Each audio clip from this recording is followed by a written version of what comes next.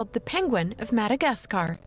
However, Cedric still managed to find her despite her online alias. After all, these people were quite resourceful. He couldn't get her WeChat, but he could still follow her on Weibo. Cedric was a super lovely user on Weibo with over 30 million followers. Plus, most of his followers were real account users, and even so, he had more followers than a lot of celebrities. His name was also verified. His identity was the president of Imperial Star Entertainment and a board member of Kepley Financial Bank. However, Cedric was a lazy man and rarely used Weibo. He wouldn't even let his team take care of his account because he thought it defeated the purpose of having a Weibo account. The last time he went on Weibo was a month ago when he reposted the new movie, Tale of the God of Gamblers, which his company collaborated with a Hong Kong company to make and release. But even so, he received 80,000 comments in one day. Most of the commenters were delusional female fans that screamed out, "Hubby, you finally updated your Weibo! Hubby, we'll definitely support your new movie, even if it's bad. Hubby, post more selfies and share it with us." Each and every one of them screamed out "Hubby" and "Hubby" again, and just like that, Cedric became the husband of the people. Of course, this had to do with his face. Since amongst the wealthy men, only a few were both handsome and rich. The heir of GK Corporation rarely showed his face, so hardly anyone followed him, whereas Cedric was much more high profile. Even if a new girl was seen around him, the entertainment outlets would report about it for an entire week. After he found out about Emma's Weibo, Cedric didn't follow right away because he feared the netizens might see it. He would only open up her Weibo and flip through each post. If he found something amusing, he would laugh. If he found something immature or cringy, he would also burst into laughter. Either way, Cedric was having fun playing with his phone. He didn't care about what Emma was complaining about in her feud with Amy. "President Cedric, did I do something wrong?" Emma wanted to cry, but no tears came out. She was just looking pitiful. Finally, Cedric put away his phone and, shooting a glance at her as he tilted his head, he asked, "Why do you ask? Everyone out there says there's something between us, but the truth is there's nothing. Yet I still have to deal with all the suspicion and curses. It's really a lot of pressure. So I was wondering if I did something wrong that offended you." Emma wasn't dumb, so she was able to analyze the situation clearly. Then do you think that you did anything wrong that offended me? Amused, Cedric looked at her. I'm not sure either. Please tell me, President Cedric." Emma pressed her voice down and her lips. "If there's nothing else, then you should go. If you want to succeed in this industry, then don't worry about these unnecessary things. Just play your part well and memorize your lines properly, because putting in your full effort is the only thing that matters. Remember, there's no shortcut to success." "President Cedric, I actually..." Unwilling to give up, Emma slid up to him. She tried to move closer to Cedric. Cedric immediately stood up and shouted as he pointed not far away. "Give me the mic, I know this song the best." After Cedric spoke, he took the microphone and started singing. Emma was awkwardly set to the side. Just then, Edward came over, covered in the stench of alcohol, and placed his arm around Emma. He said, "Your president hasn't been in a sexy mood lately. Don't waste your feelings on him. You should date me. I'll treat you better than he ever would." "Ha ha, Mr. Edward, you're being funny." Emma awkwardly smiled, and then she stood up to say goodbye to Jordan and Edward. Ahem, Cedric really is becoming classier. He won't even sleep with someone who's more than willing to crawl into his bed.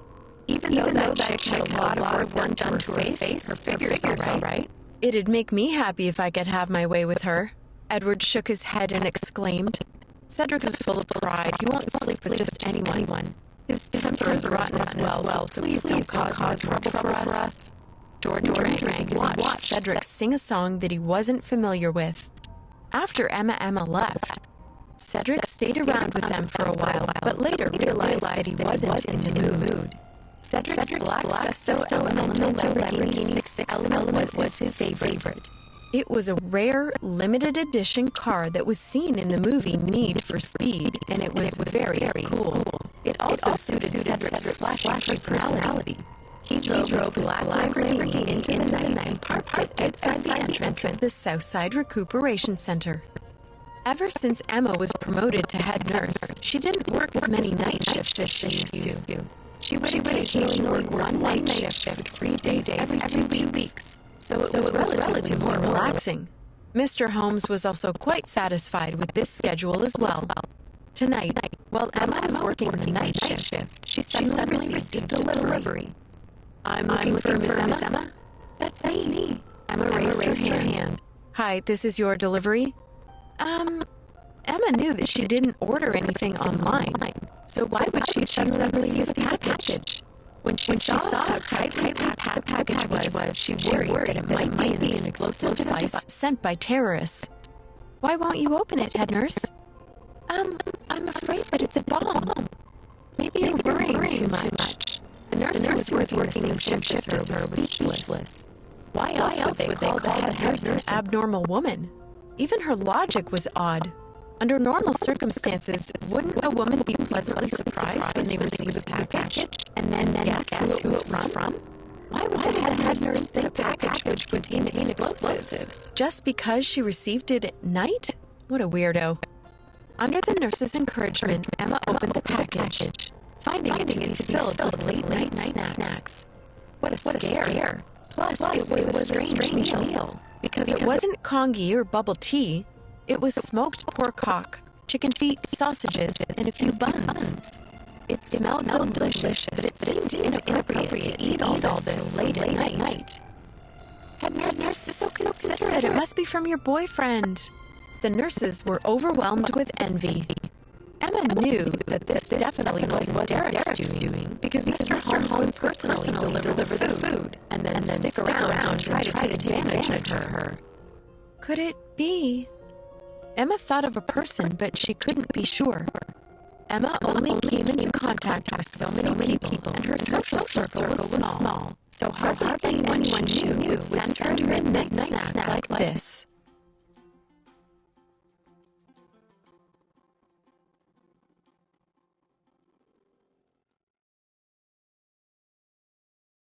Dear listener, the upcoming episode will be today's last free episode of this story. Come back tomorrow to enjoy free episodes or get coins now to continue listening. Episode 179. I miss you. Head nurse, don't worry, just eat. I'll keep watch for you. It's fine, I'm not hungry. Why don't you have it? How can I? There's so much. The nurse was a little shy. Go ahead. I don't want to gain weight. I'm on a diet. Emma randomly thought of an excuse. Then I'll take it. Thanks, head nurse. Then the nurse happily carried their midnight snacks into the office. Bored, Emma scrolled through her WeChat friend circle. The hospital was rather quiet today. Then she logged on to Weibo, which she hadn't been on in a while, and noticed that someone she didn't know had sent her a private message. Are the feet good? It was sent 3 minutes ago. The person who sent it had a verified tag on his profile. It was the president of Imperial Star, Cedric. So it really was you who sent me the food? Emma answered with a question of her own. Why? Are you surprised? Surprised my ass. What are you trying to do to me? I can't believe that you would send me pork feet in the middle of the night. I bet you have an ulterior motive. I heard that pig and chicken feet can help you grow your cup size. Looking at your figure? Yep, it'll be good for you. Cedric, I dare you to come over here. I promise I won't kill you. Emma's expression darkened. What was wrong with her figure? Why would she want giant boobs? She wasn't for God's sake. She waited a while, but Cedric didn't reply. She thought that she had scared him off, but just as she was about to log off of Weibo, he sent her another private message. I miss you. Emma didn't know how to reply to a message like this one, so she decided to log off without replying. It didn't matter if Cedric was serious towards her or not. She didn't care. She She already had Darren, and therefore didn't want to be involved with anyone else. Cedric lived on the driver's seat of his black Lamborghini, parked outside the Southside Recuperation Center. He was silent. He was disappointed that Emma didn't reply to him, but it was also expected. After sitting in his car for a little longer, Cedric drove away. The Capley family's old mansion was located at Golden Coast. It faced the ocean and had trees and flowers growing everywhere amidst the spring air. This area was a well-known upper-class district. And because it was home to many military leaders, the security was tight and ordinary residents were not allowed to come and go as they wished. Cedric's father and other members of the family worked in the banking industry, so they were on this trip for 11 out of 12 months in a year. Cedric's grandfather, who was a military leader, also traveled all over the world. Therefore, most of the time, Mrs. Capley was the only one at home. Apparently, Cedric's mother was born of a modest background, but Cedric's father fell in love with her, and his entire family treated her with great respect. Mrs. Capley was out to go to bed when she heard her son come home in the middle of the night. She immediately put on a jacket and asked the chef to make him some soup. "Mom, I don't like this stuff. It tastes like medicine." "It's good for your body." Mrs. Capley couldn't help but nag. Under his mother's watch, Cedric had no choice to drink the soup his mother ordered the chef to make. "Son, why are you home in the middle of the night? If you had called, I would have made you some food." "Oh, it's okay. I just ate. I'm not hungry. I missed you all of a sudden, so I decided to come home." Cedric. Mrs. Capley's face filled with motherly love. "Mom, I want to ask your advice about something." "About what? Tell me." Mrs. Capley was wearing a white casual outfit. Although she was almost 50 years old, she still looked young and sweet, radiating elegance. "If I liked someone that I'm not supposed to, would you support me?" Of course I will. If you like guys, just give Mom a grandchild so the Capley family can pass on his legacy. Other than that, I don't care who you fall in love with. Cedric was speechless by his mother's remarks. "You really are, Mom. I'm definitely not a package deal that came along with someone you bought." Why do you ask? Is there a girl you like? Yeah, there is someone. What does she do? How old is she? What does she look like? Do you have a photo of her? Her son's words immediately piqued Mrs. Capley's interest. Mom, now's not a good time. I'll tell you in the future, okay? You're being so secretive. Fine, but you're not that young anymore. Stop messing around and cut ties with female celebrities at your company. Your grandfather said no way in the entertainment industry married into our family. I know. Cedric nodded. Do you want to sleep here tonight? I can ask someone to tidy up your room for you. No, it's okay, Mom. I'll sleep back at my place. Cedric left in the middle of the night after sitting with his mother for a while longer. Talk about a hassle. The good thing was, everyone in the family was already used to Cedric's weird temper and actions. The next morning, Emma was on her way to work when she received Gary's text. "Emma, are you there?" Yeah. What's Laura's problem? What's wrong with her? She blocked my WeChat. Gary sent along with a crying emoji. Why? Emma had no idea why Laura would do that. That's what I want to know. Did she have a stroke? Why would she block me? Are you sure she blocked you and didn't delete you? What's the difference? Gary sent her another crying emoji. If she blocked you, it means you did something to piss her off, and she wants you to know that she's rejecting your messages for now. If she deleted you, it means she's ignoring your existence and no longer wants anything to do with you. Got it. Your analysis is right on point. So tell me, did she block you or delete you? Emma put on her earphones and replied using a voice message. She blocked me.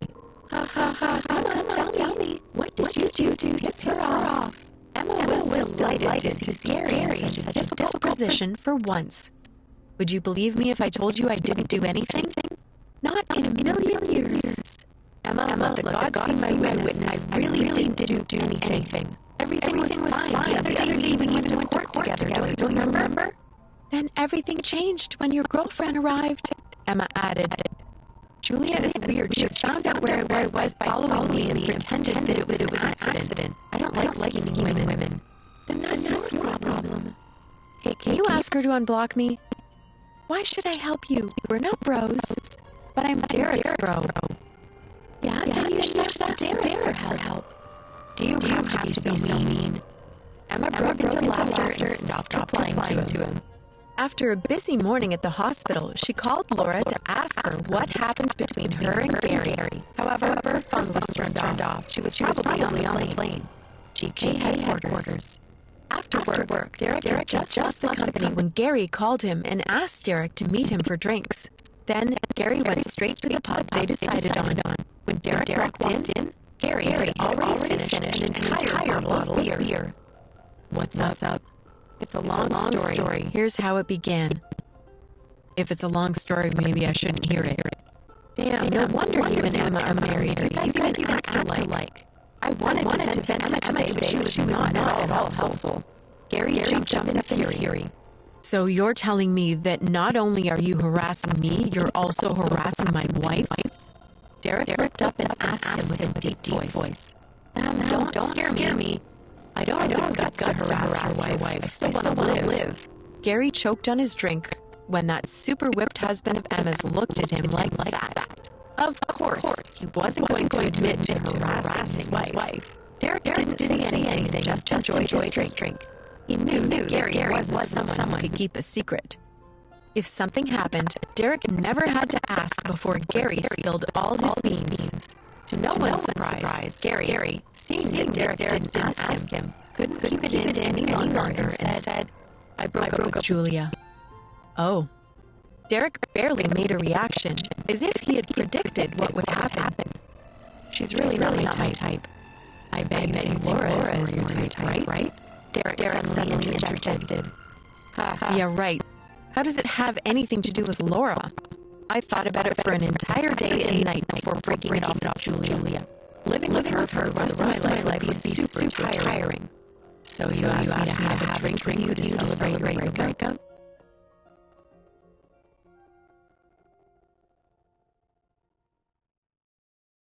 Dear listener, now playing the next audio series. Why? Helen, why? Alfred's voice rang out, rage seeping through his very soul. It cut through the night. He screamed, How could you do this to me? The snow kept covering the road as it covered a frail figure on the street. Her blue eyes and black hair were strikingly prominent even amidst the snow covering everything. It was Helen, a 25-year-old Caucasian girl wearing an overcoat.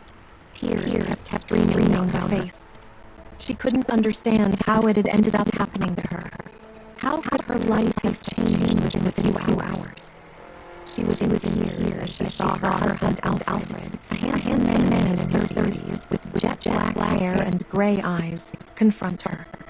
At 6 feet, he looked intimidating. Now he was violently shaking as he held the medical report in his hands. I don't know. I have no idea. When, how did it happen? Helen tried to answer him. The report says 3 months pregnant. 3 months. And how many months have we had our marriage? Alfred asked. Helen stuttered. 3. And how long was I away from home? Alfred asked again. 3. Helen answered, covering her face with her hands as she collapsed on the pavement, sobbing. And you have not cheated on me? Is this a miracle birth? Alfred asked. He waited for an answer while Helen kept sobbing. Alfred pulled her up and roared, Get out! Never show me your face again! Helen kept crying, and then she saw Paula walking by, grabbing Alfred's shoulders. Paula smiled at Helen. And there, Helen realized she had been deceived by Paula. Paula always had her eyes set on Alfred, but Helen had been too naive to see it until now. Even if I told you, would you believe me, Alfred? Helen rose, drenched, her gaze fixed on the man standing in the house. It was all a scheme. She set me up, Helen explained earnestly. Alfred stood speechless, confused. He had only gone on a business trip after the wedding and never expected to return to find his newlywed wife pregnant, especially when they had not yet been intimate. Paula clung to Alfred, tears streaming down her face, pleading, "Alfred, I would never do such a thing. Why would I resort to such measures? Remember how much I've helped you. Helen, please don't blame me, just for your sake." Interrupting the scene, a new voice chimed in. "How shameless of you. Paula would never do that," Alfred's mother shouted. Her middle-aged face was adorned with exquisite makeup. She turned towards Alfred and said to him, "I told you Helen is a homewrecker and an adulteress. Now you know. During the 3 months you were gone, she was not able to control herself. She got pregnant by someone else, divorced her. The Thompson family won't tolerate such behavior." "Mom," Alfred pleaded. Alfred clutched a hospital medical report and demanded, "Helen, tell me, who is the father of this baby?" I don't know," Helen murmured. "I believe Helen genuinely doesn't know who the father is," Paula interjected. Helen glanced at her. Paula was standing beside Alfred, elegantly made up. Then, in her sweet, seductive voice, she continued, "On that day, I don't know why Helen suddenly insisted on going to the bar. I didn't want to leave her alone, but she convinced me. I never anticipated this would happen, Alfred. Maybe it was just a mistake. I'm certain Helen didn't mean to do this." Paula affectionately tugged at Alfred's arm, seemingly on the verge of embracing him. Helen noticed Paula's sly smirk amidst the snow as she shared her umbrella with Alfred. "Are you truly unaware of the father's identity?" Alfred asked again. His mother interjected, "She doesn't even know who the father is. How many men must she have slept with? Such blasphemy. I won't allow this to tarnish the Tom family name." Alfred sized his mother.